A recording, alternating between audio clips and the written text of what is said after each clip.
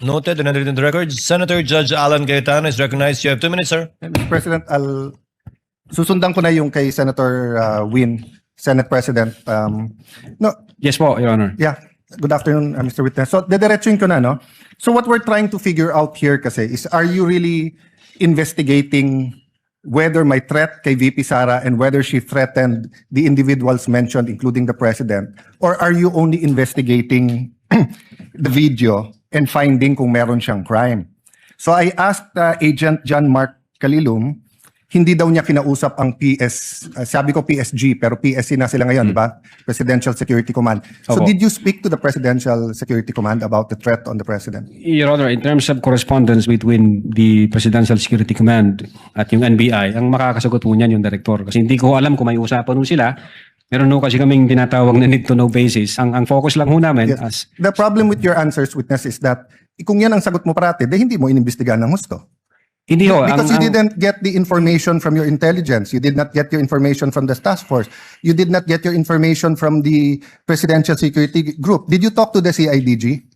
Your No, Honor, may you answer first. Did you talk to the CIDG?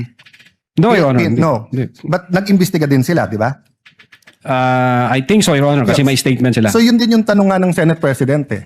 Kung iniimbestigahan nyo talaga yung buo at kayo ang head at kayo dapat ang mag-imbestiga, bakit hindi nyo kinausap yung mga ibang nag-iimbestiga? Baka may alam sila na hindi. Yung usapan po na yan, it's a matter of intelligence. Hindi ko alam kung may usapan sila o kung wala silang usapan with the Director and with the Yeah. Intelligence Service, Your Honor. Yeah, I'll take that answer, but I think at least alam nyo yung nasa isip namin and what we want clarified. Secondly, sir, all of you, yung apat, you signed the February 2025 NBI Affidavit of Investigation. Tama po ba, di ba? Yes, Your Honor, our affidavit of Tapos investigation. kasama dito yung verification nyo, basically saying that based on the records, tama tong lahat. No? Verification ng ano po, Your Honor? Ng, Sa dulo, nag-sign kayo ng verification. verification of non-forum shopping, Your Honor? Yes. And Opo. that, aside from non-foreign shopping, give me some latitude because to explain the question. We read and understood its contents and the allegations therein are true based on authentic records.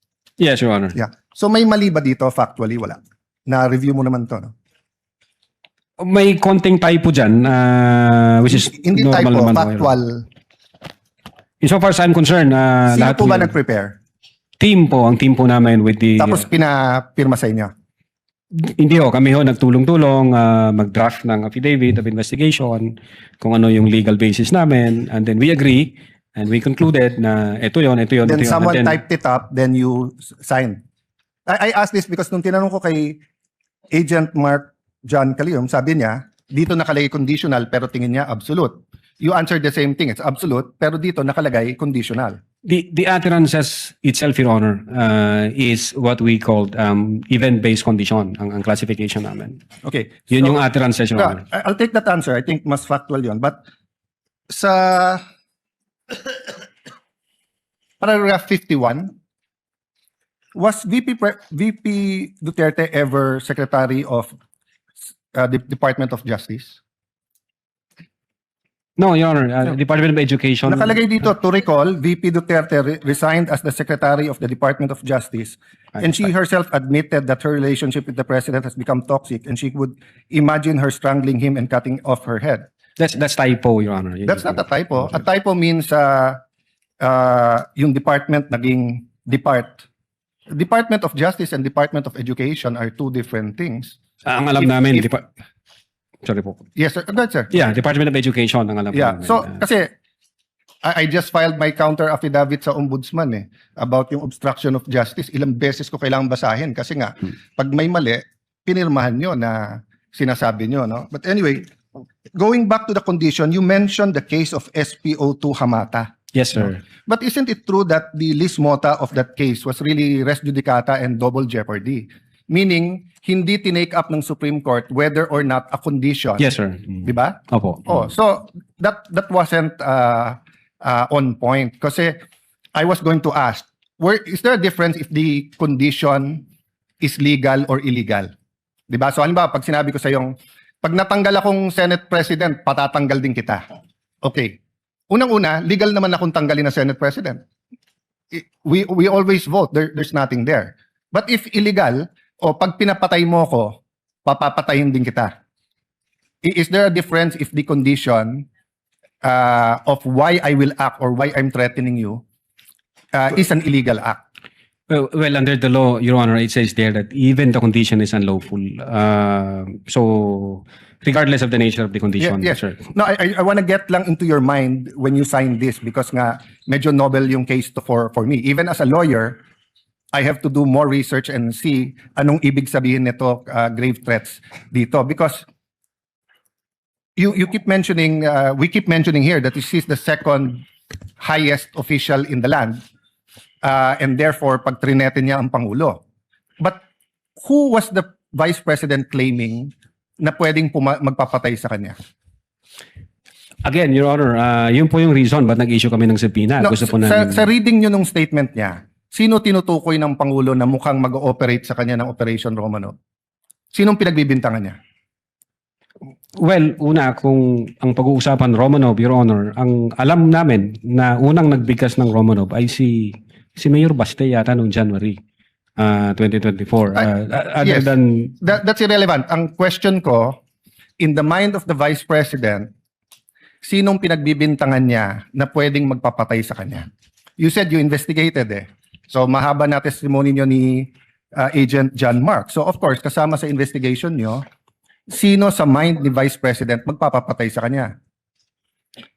Well, again, Your Honor, since wala kaming makuhang valid information. No, hindi ba klaro sa video na ang pinagbibintangan niya is the First Lady, the President, and the Speaker of the House? So sabi niya, pag pinatay ako, patayin mo silang tatlo. So ang pinagbibintangan niya na magpapapatay sa kanya, yung tatlo. I cannot answer to that, Your Honor. Senator Judge Alan, Yes. kindly wind up. But you have to be able to answer that because you're the one who investigated. And that is crucial. Why? Because part of your self-defense, so for example, if I know na sa senator judge, pag hindi ako bumoto one way or the other, papapatayin ako ng whatever, chief PNP or papapatay ako ng whoever. So pag sinabi kong, pag ako pinatay, si ganito nagpapatay sa akin. And then, ang difference, I don't usually give a threat na patayin mo rin. So could it be that actually that was the defense of the Vice President para hindi siya patayin? I don't know the state of the mind of the Vice President. But you've testified all throughout this afternoon that you went into her state of mind. Based on the series of events, Your Honor. Yes, and based on her statement. And her statement, and the series of events is nag-away sila ng administrasyon.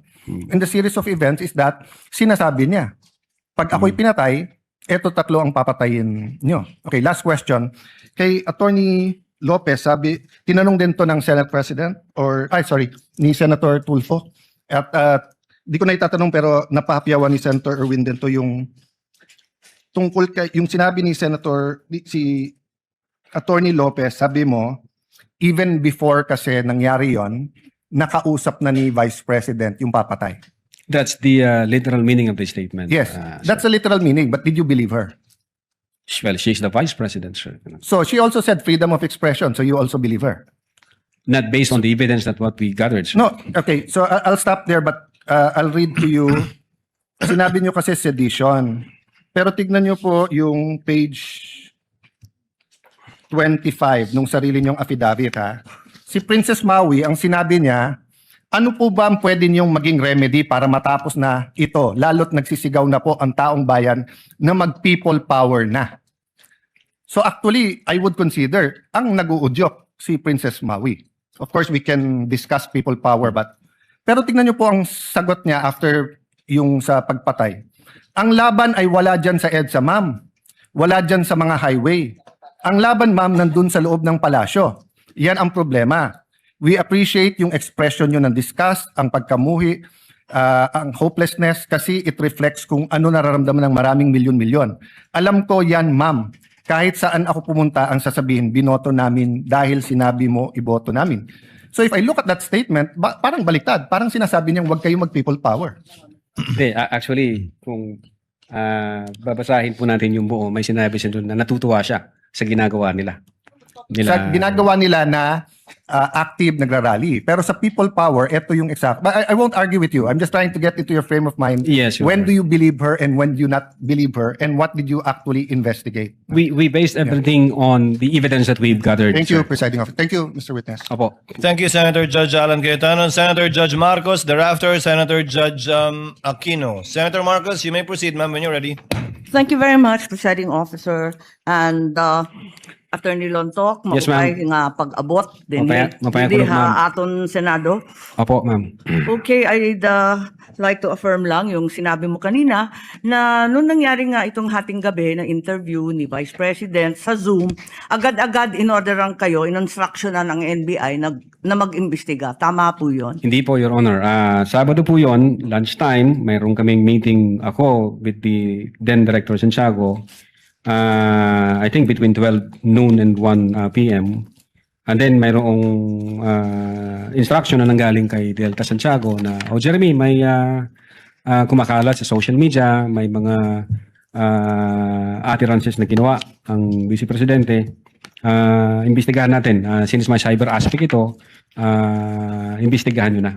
Doon po nagsimula yon. Tama. So anong araw yon? Kasi andito sa inyong affidavit of investigation at yung sinabi ninyo na on even date, ang tinutukoy mo ba yung November 23 din? November 23, ma'am, kasi natapos ho ang Oo, live- gabing-gabi kasi yon di ba? madaling araw po ng alauna, ma'am. That's right. So, nag-meeting kayo kaagad-agad?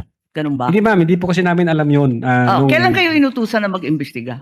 Nung lunchtime, nung may meeting kami ni then Director Santiago, pero iba ho ang iniimbestigahan namin krimen.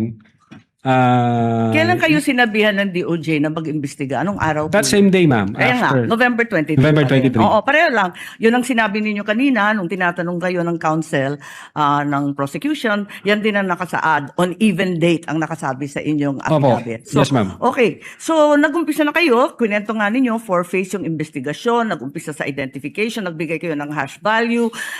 Nag-preserve kayo ng data. Pagkatapos nag-research kayo. Subsequently, sinabi mo na meron kayong open source intelligence search at natuklasan ninyo na meron palang October 18 video na press con na naman ni OVP na nasa Facebook at may mga sinasabi na naman na puputulin yung ulo. Tama ba yon yung October 18 ang nakita ninyo? That's the continuation in the analysis phase, Your Honor. Oo. Yes, Your Honor. Kasi nag-research na kayo, no? Bilang fourth phase nga ng inyong investigasyon. Tama po ba? Hindi po, Your Honor. Yun yung third phase ho, yung analysis and attribution. Sa analysis pa at attribution. So third phase, pero bandang huli na. Ang pinagtatakahan ko, kung inutusan kayo ng November 23 na magkaroon ng investigasyon, bakit napakaaga? November 6, 2024, a subpoena was issued to ABS-CBN requiring them to submit an authenticated copy of the video pertaining to the 18 October press con. Nandito to sa affidavit ninyo, nasa page 8, number 14. Kung inutusan kayo ng November 23, ang ibig ba sabihin, November 6 pa lang, minamanmanan na si Vice President? Iniimbestigahan na siya bago pa yung Zoom conference sa Kongreso? No, Your Honor. I believe that's a typo yung date. Kasi Sorry? that's a typo, Your Honor, yung date. Kasi makikita doon yung date noong appearance ng taga-ABS-CBN, which is consistent ho siya doon sa ibang initial Kailan ng ba yung subpoena. appearance? Kasi hindi ko nasusundan yung timeline ninyo eh. Parang yung November 23 yung utos, pero November 6 pa lamang, may subpoena na. Ba't nagkaganon? Typo ho yan, Your Honor. Hindi ho yan November Typo 6. na naman katulad ng Department of Justice. No, Your Honor. If I may refer to my notes, Your Honor. Oo, pakita mo na lang sa akin kasi nahanap ko hindi ko masundan eh. You may do so, This is Counsel. page 6, number 14 po. November 6, 2024, subpoena to ABS-CBN.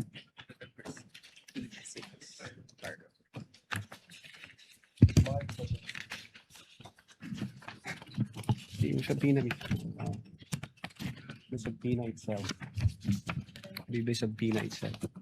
Wala naman yatang date na binibigay tungkol sa appearance ni Patria Morales at yung iba pang Meron po, taga-ABS. Your Honor, if I Pakituro lang have kasi the hinahanap record po of the namin. subpoena.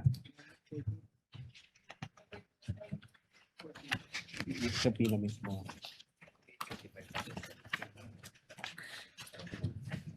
For information, the time of Senator Judge Marcos is over. Kindly. Yes, but he's still responding Of course, to the we same will wait for the question if you will response, allow. Siya po yung matagal, hindi tayo. We're only counting your the questions that you asked, not the answer. Neither are we counting the waiting time for the witness to answer. I-check ko lang po, Your Honor, para na Kasi yung mga sumunod na meeting, doon sa page 13, sa number 30, at sa mga sumunod, yung mga tinutukoy doon, yung mga media na nandun sa Zoom conference. Hindi naman siya yung ABS na humawak ng camera noong October 18. Iba naman yung mga tinutukoy doon eh. Attorney Lutok, Opo. the question of the Honorable Marcos is on page 6, paragraph 14. You said you sent a subpoena on November 6, 2024. Unfortunately, because the annexes are not part of the document marked, it's not here. So the question is quite clear. If it's a mistake, then what is the correct date of the subpoena? If I can see the real subpoena, Your Kindly Honor. talk to the mic, please. Yeah. If I can see the real subpoena, Your Honor, because the subpoena was signed by our assistant director for investigation service. As I said, unfortunately, it was not attached to your affidavit, and I doubt if it's one of those marked or pre-marked Wala. by the counsel for prosecutors. As he said and admitted earlier, he did not or they did not mark all of the annexes in your affidavit. Yes, Your Honor. If I may, check ko lang po, Your Honor, para sigurado ho. Wala sa'yo ngayon. Inaanap ko po rito. Wala nga pong annex yan eh. Wala sa annex at wala rin sa affidavit. Kasi yung mga media na tinutukoy sa ibang pahina, eh yung mga nag-interview nung Zoom conference. Dito ho yung certified true copy daw, Your Honor. If I may, Your Honor, please, can I assist on this regard, if the court will allow? Only if you can produce a copy of the November 6 subpoena, counsel. Exactly, Your Honor. The documents are present. They are in the possession at present of the witness, Your Honor, please. They may not have been physically attached to the affidavit investigation, but they do exist in the records of the case as separate pre-marked documents, Your Honor, please. So Okay. it's here?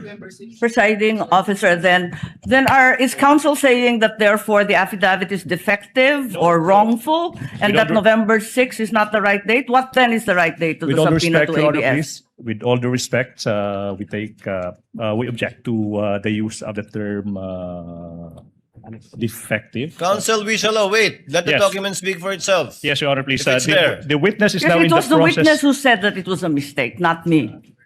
No, it doesn't make the entire affidavit of investigation defective. No, I merely said the date was wrong because that's what he said. Yes, Your Honor.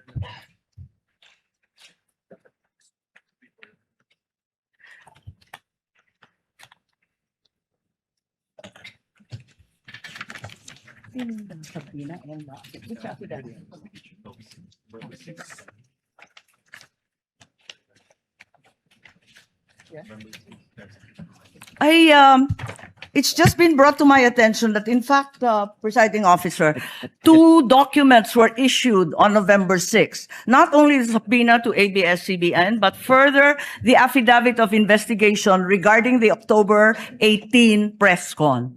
Can we please be clarified as to these two documents which don't seem to appear in the affidavit nor in the annexes provided? Let's first wait for the witness to answer the first question, Senator Judge Marcos. Okay. Yes, If I- Attorney Lotok. If I may, Your Honor. Ito ho, ang subpoena, which is TECOM, yung date ho ng appearance niya is December 11.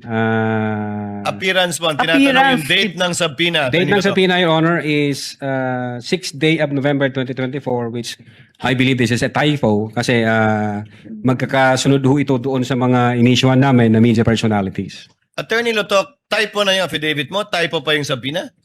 Hindi po. What are you Typo looking yun. at? The subpoena or the affidavit? Dalawa yan eh. What are you looking at, Attorney Lotok? The Subpoena, Your Honor. So the subpoena is dated November 6. Okay. It is- And the affidavit also is November 6. Dalawang typo carried over.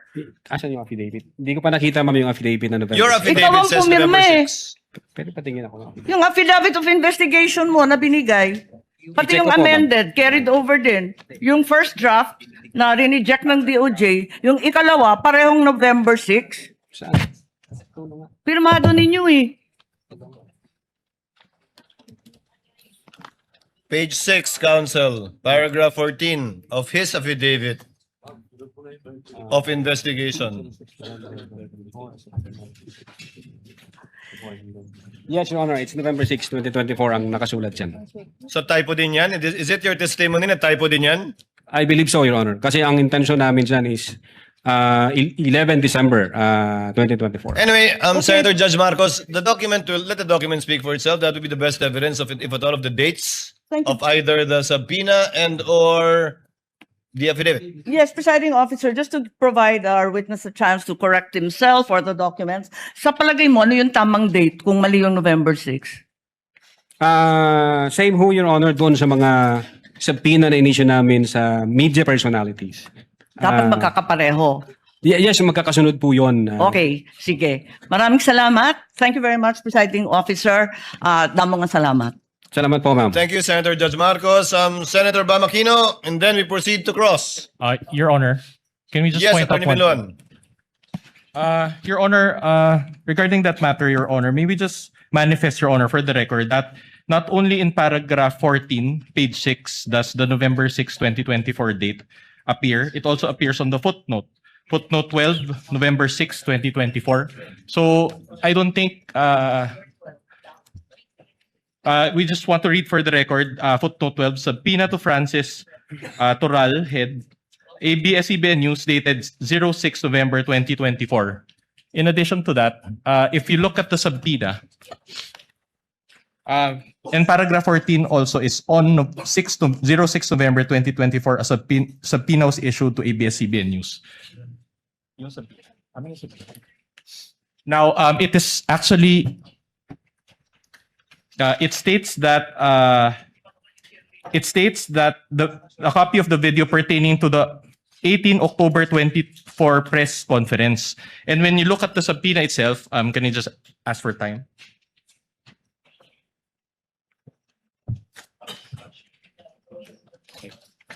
The subpoena, if you look at the subpoena, there's an attachment, and the photo there contained therein actually pertains to the 18 October 2024 press briefing. So in other words, Your Honor, this is a substantive, this is not a mere typography. Objection, Your Honor. Counter manifestation that counts. The witness said it's typographical, that you are milking that and say it's substantial. Just The for the record, just for the manifestation- record, it was a The manifestation. manifestation That's why of a counter counsel for manifestation. respondent is duly noted. Insofar as the counter manifestation of the counsel for prosecution, the witness already answered. That is a typographical Thank you so much. error from his point of view. Kami ang boses ng masa, hindi natatakot. Katotohanan lang, di kami nalulunod. Walang bahid ng sismis, lahat ay totoo. Kahit sino ka pa, pag mali ka babanatan ka. Walang pinipili kulay, wala kaming kinikilingan. Basta para sa bayan, kami lalaban. Pagdama palakpakan, pag mali banatan, di matitinag, di matatakot. Para sa bayan, tuloy ang sigaw. Sa harap ng kamera, walang halong takot. Mga baluktot, lahat kayo'y tutumba. Ang hustisya at totoo, yun lang ang mahalaga. Kahit sinong harang, di kami matitinag. Walang pinipiling kulay, wala kaming kinikilingan. Basta para sa bayan, kami lalaban. Pag tama palakpakan, pag mali banatan, di matitinag, di matatakot. Para sa bayan,